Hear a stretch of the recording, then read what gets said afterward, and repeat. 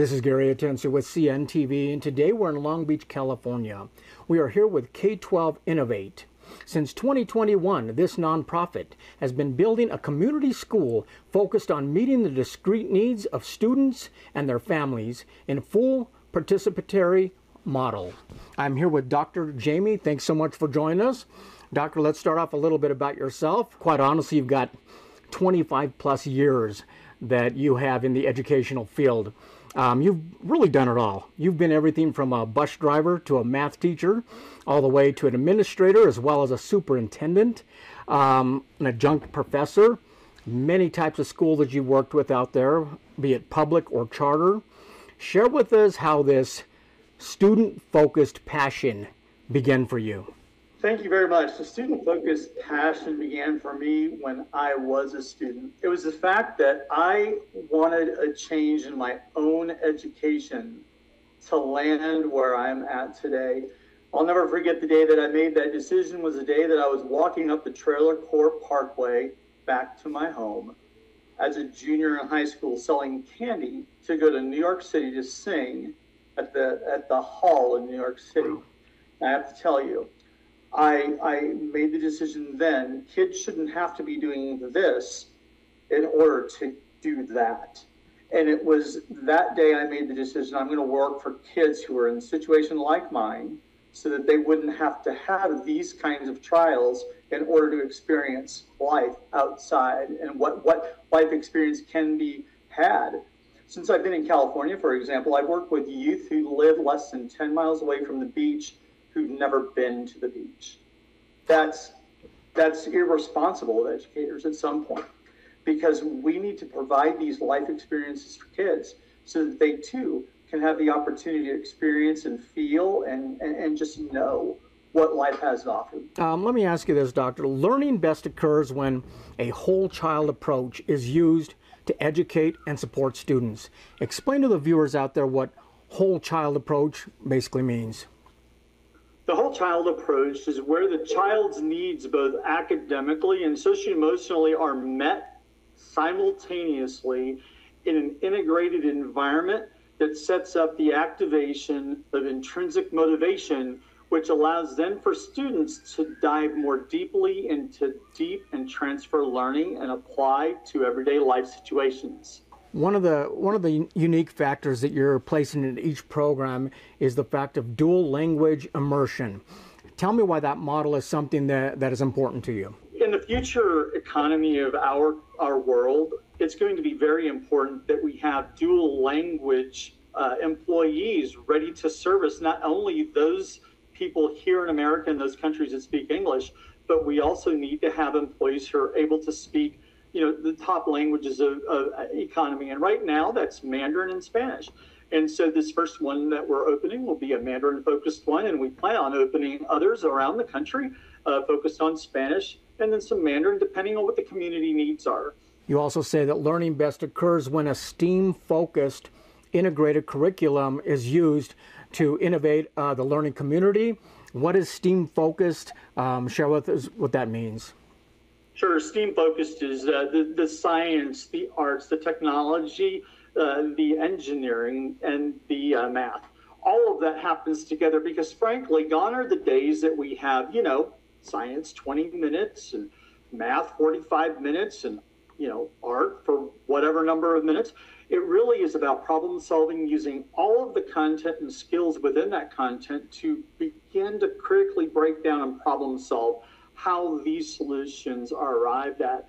And so our model really takes in place this notion of making sure that those soft skills are able to be utilized within the content they already have that's on their cell phones.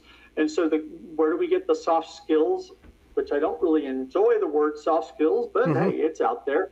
The World Economic Forum has published this top skills needed in 25 and 2030. So we've got to answer to that. Schools have got to pivot. We can't keep teaching like we're in the industrial age. Your model is very unique. It's research-based approach. This has probably been years in the making, not to mention when you first thought about this. We're kind of an exciting year this year for you, 2022. Tell me a little bit about what the future we may be seeing. You're going to be seeing us put our first charter petition in a county here in California, and we are going to be approved because we will have followed every piece of the legislation. California is now one of the toughest states with the passage of AB 1505 to get approved these days, yet we will. And the reason why we will is because our approach is innovative. And nothing out there is going to approach education like we are, utilizing the strategies and research-based best practices that we have connected the dots with, that COVID has given us the opportunity to learn. So if there's a good thing that's come out of this pandemic, it's the fact that education will finally have to pivot. Speaking of the pandemic, we see a lot of issues out there in the workforce. What you're offering is a variety of high-quality courses designed to prepare any teacher out there for the next step. I mean, basically, are you able to take them regardless of where they're at, be it a beginning teacher all the way to a seasoned, and kind of work them into the program? Yeah, absolutely. It's because we are going to have our cadre of teachers that are going to be our stable teachers trained so deeply and well that they can actually become coaches and mentors to any new teacher that wants to come into the practice. As a matter of fact, our long-range hope and goal is that we will have districts come to us and say, hey, what did you do? How did you? And we will say, you need some teachers? We have some trained here for you.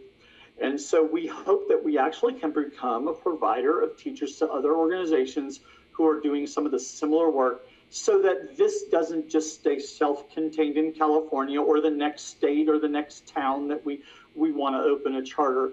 It really is something that needs to sweep the nation, and we want to be the premier, the go-to. We want to have that influence on the way education works in America. That is exciting. I mean, learning is easier when you have an excellent teacher. I mean, the folks that you have, the professionals on your team, I mean, most of these have advanced degrees in their field. I would imagine just teaching in general has to be a passion, a prerequisite to be involved. Yeah, absolutely. And you know, actually, I can teach anybody to teach. I would say the number one passion that you've got to have is building that relationship with the children. And we know how. That's the secret sauce. I can tell you now how to build that relationship. Before today, words couldn't describe how. I have that answer, and our team can teach you to do that with 6 easy tools that are related to setting up that environment of intrinsic motivation. Because when that's set up, then kids will shoot for the stars and reach them, and even beyond. Especially when it's compared to how I was brought up, which is, I mean, we're talking about rote memorization. What you're doing here is critical thinking. I mean, basically, it's enjoyable when people realize that they can take care of a solution. This is a nonprofit. It obviously needs support from people out there. How can people get involved? What can they do? Yeah, the way people can get involved is just give us a call, give us a contact, let us have an opportunity to explain what they're doing. I actually challenge corporate to pick up the phone, talk with me, and let me know if we are not, in fact, meeting the needs that they have described that they need for a future job market. And if, in fact, we are, then I would ask them to put their money into humans before they reach the corporate field, before they reach there, so that the investment can be realized the moment they cross into the corporate field line. Corporations are sinking thousands upon thousands and millions probably of dollars in training that just pushes, timelines back. I think corporate would jump at an opportunity like this. They're spending thousands and thousands, like you say, instead of really investing in the future, which are people, which are students. That's very exciting. What do you hope to accomplish in the next year after you possibly get the first school up and going? Our plan is to get that school up and running in the fall of 2023. We already have an investor who wants to help us buy 3 acres of land for the school. And so we anticipate upon approval that we will actually open a brand new building for our first school. You know, that's 2023. I believe by 2025, this will catch so much on fire that we may have more communities looking to have us come and build a school in their neighborhood, because the corporations of America that see the effect of what we're doing will want a school like this within their backyard. And then public ed will want to know what's going on too. Well, there's an answer for that. They can certainly find a different way to get kind of the same information, and we'd be happy to make some connections. Very exciting. We're glad you carved out some time. This was an exciting time for you. Once again, viewers, take a look at the bottom of the screen right there. What you're going to see is their website. It's a K12 INNOVATE. This is a nonprofit that basically began just last year in Long Beach, California. They're building a community school focused on meeting the discrete needs of students and their families in a full participatory model. This is Gary Atencio with CNTV. And if you don't know, now you know.